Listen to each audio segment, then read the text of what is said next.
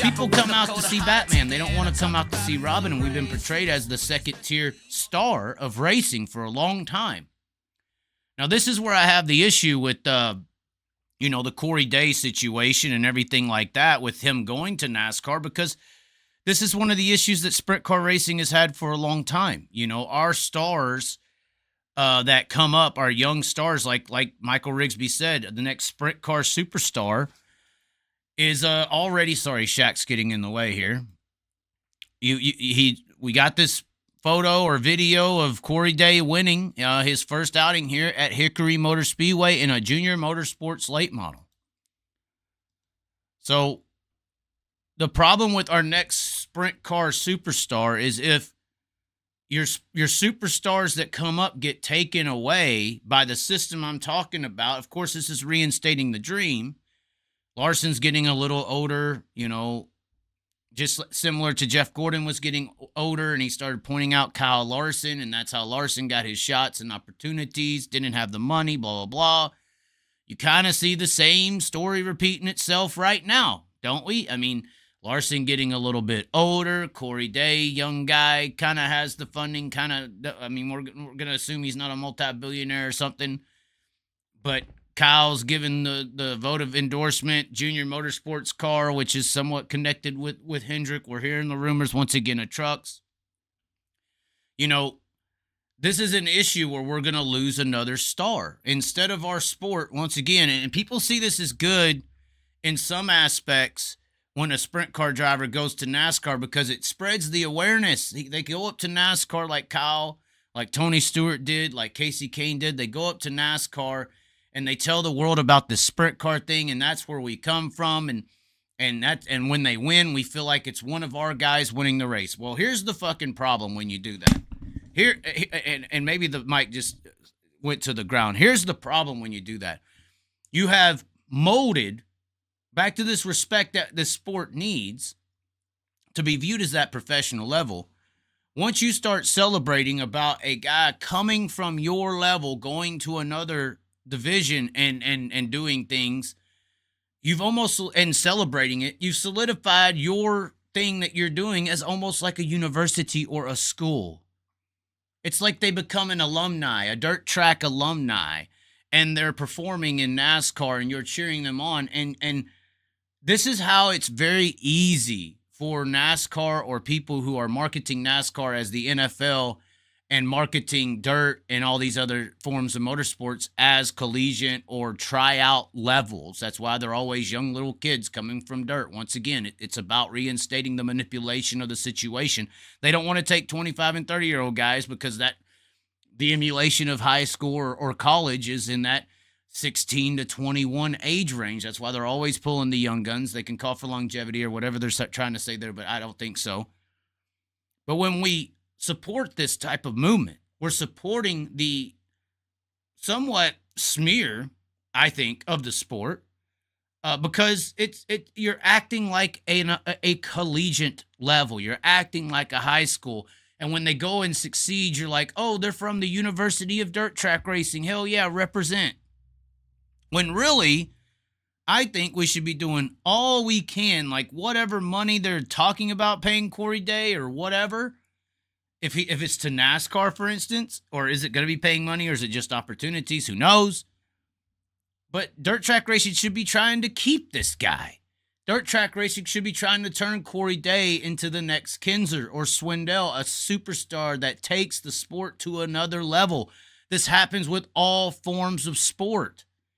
Kinzer, Swindell, Wolfgang back in the day really made the sprint car scene pretty popular. The World of Outlaw brand helped as well, but those guys helped get it out there. It was amazing what Kinzer and Swindell and Wolfgang were doing back then, and it made headlines. It got to TV. It got mentioned on ESPN from time to time. You see the same thing happening right now with women's basketball. Caitlin Clark became this thing, and now she's going to the WNBA, and women's basketball has never transcended, never become bigger than what's happening right now, because of one superstar that's come up and changed the game and the light that's being shined onto that form of basketball. Whereas if you think of Caitlin Clark, for instance, in the sprint car dynamic, say Corey Day is this guy coming to maybe potentially take it to the next level, and we're giving him away to somebody. Okay, women's basketball is like, no, here, take her to volleyball. Y'all use her and build volleyball up. And we'll just become like the beginner stages of building a star or something. And let's not even talk about the other elements as to why NASCAR, these people want to take a Corey Day. It's because they've been stifling the dirt track fan base for years. When you're these other kids who come up, go-karts or short track asphalt scenes. Short track asphalt scenes lost a lot of fandom over the years.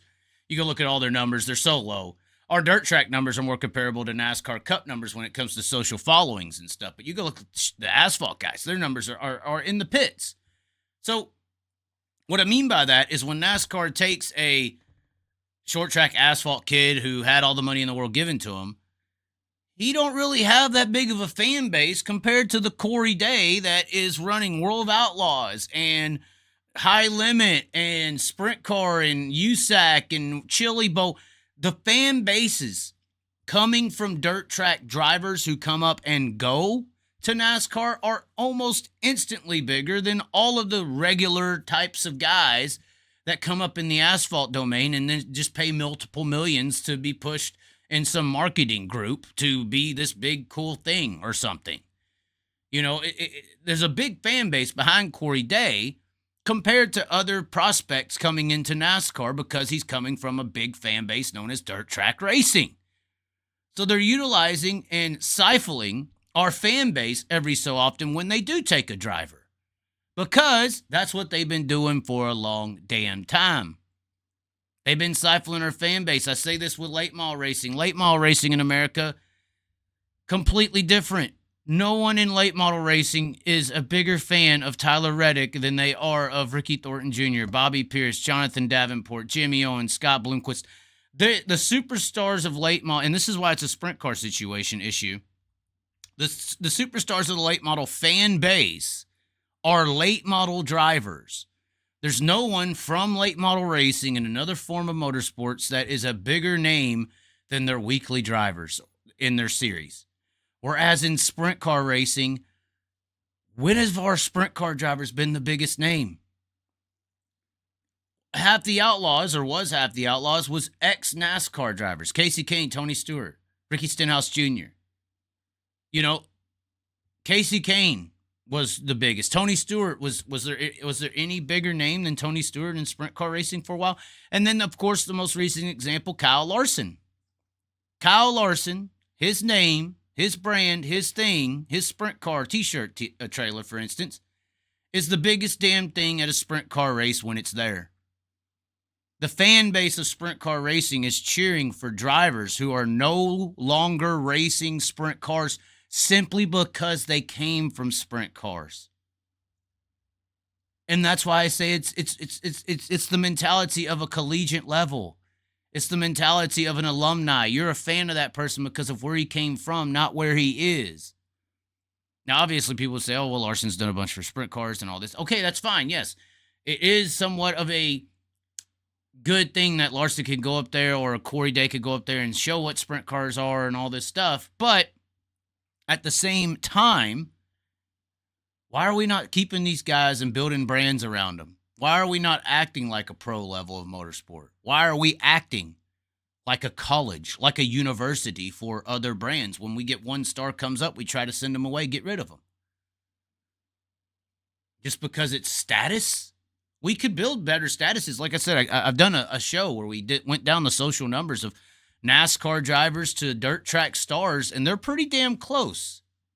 So the fandom, the status of a NASCAR driver on TV is completely different than his status and relevance in reality. Now, obviously, I think that's because people just don't like NASCAR. They think it's boring, but don't we? I think people get NASCAR shoved down their throat, and it's really not that good of a race. It's kind of boring. It's not that exciting. I think that's a way you could sell this sprint car and late model thing on as well. But at least late models have fans. that support their drivers. I seen the T-shirt trailers of Larson versus Donnie Schatz and gravel. Larson's line's around the corner. You go to the world. I went to the World 100, one of the big late model races a couple years ago, and Larson's trailer was there, and Jonathan Davenport, Jimmy Owens was next to him, and their lines were trumping and destroying Kyle Larson's lines because the fan base there, they love their drivers. They promote guys who want to go win World 100s and win championships and big events and all this stuff. Whereas it's like with us in the sprint car world, that's not really the goal. The goal isn't like a guy goes to World of Outlaws, like, for instance, Buddy Kofoid. It's like, oh, he failed a NASCAR career. Yeah, he's back at dirt, you know. What? I mean, that's what I'm saying. Like, Buddy Kofoid right now, personally, I'm going to cheer for the Buddy Kofoid situation, who had a lot of talent, did everything, checked all the boxes, just didn't have the money for the NASCAR domain, and is in dirt racing. Here's our superstar back. He didn't have maybe the same connections as Corey Day. Obviously, it's this, that, and the other. But you got a Buddy Kofoid that the dirt track fan base, the sprint car fan base, in my opinion, should be supporting, pushing, and getting behind a Buddy Kofoid who's dedicated his racing career to our sport right now. We should be supporting that more than potentially a driver who's coming up in our sport that's going to leave it. When we stop appreciating, respecting drivers going to NASCAR, when we stop respecting that or idolizing that more than drivers staying and racing in our biggest fucking series that there is, and back to the video with Kenny Wallace and Michael Rigsby, maybe the reason people think like that in society they don't get that recognition or treatment publicly is because of what I just explained. We're not even doing it either. We're not treating Buddy Kofoid's accomplishment of being a World of Outlaws sprint car driver. We're not seeing that as a high status, oh my God, this is the greatest thing ever thing in comparison to a damn Asphalt late model win by Corey Day and could be going to NASCAR. Why is that more important to us than the next superstar coming up, Buddy Kofoid, who went down the same path, just ran out of the money? Got another check to sign. No, Buddy Kofoid just whooped ass on the racetracks. That's not the same treatment you're going to get sometimes. That's not how you make it over there. You got to sign the right checks or kiss the right ass. Or there's some other things you can do, but I don't like Epstein. Regardless, that's a little bit of a joke, hopefully. Regardless, with this Corey Day situation, I think you get my point there. I think we need to stop caring about this. This should not be a thing. Who gives a damn? If Corey Day leaves, all right, good riddance. We weren't good enough for y'all. We weren't good enough for y'all. Y'all who want to leave, we're not good. That's what I think so funny. You love sprint car racing and dirt racing so much, but you leave her and treat her like a side chick? Because it's almost like men and women. It's like, because NASCAR, you could potentially have more money and status, you'll go be with him. But the little construction worker that you love, you leave his ass and have, come back every now and then. We'll do some midweek money series. Have some form of commitment. But you think some of these guys, like Rigsby said, NASCAR or sprint car superstar, our next sprint car superstar, we're going to lose that if we keep supporting these types of things, if we keep giving this more admiration than we do a Buddy Kofoid path who just picked a career of World of Outlaw sprint car racing. We should be making Kofoids of the world feel like they are a NASCAR superstar, because they are. And honestly, I think what Buddy Kofoid's doing is harder, more difficult, more hard to accomplish than being a NASCAR Cup racer. The only difference between those two accomplishments is how big of a check did you write to get there, and that's what Rigsby was referring to. And that's another sad situation. Back to the respect. And if we want to talk about Corey Day or Buddy Kofoid, I think Kofoid's doing more impressive things for me this year. in my opinion, what Buddy Kofoid's doing in the World of Outlaws, even though I heard, Gravel and the crew chief and him got really obnoxious with Kofoid, and maybe Cody needs to be wrangled down. Just I don't know. I have some video. I'm not playing it, but there's disruptions with the championship. I mean, obviously great drama there. I mean, is that not great drama having this spew between Kofoid and Gravel? I hope next time Kofoid, you just shoot it into the corner at Hobstock, because I saw you back off when you got close to the 2 car, probably because you were scared of somebody in the pits. But I think what Kofoid's doing is more accomplishable than what Corey Day is doing. I still think that High Limit is kind of a big all-star race every single week. I think that the Outlaws roster is still stronger on the top end, especially when it comes to the top 5. And Corey Day was in a B main at Salina, guys. He finished, I believe, 6th or 7th in a heat race. So Corey Day on a short track is unbelievable. Corey Day on a big track has to develop a little bit. Who knows what's going to happen there?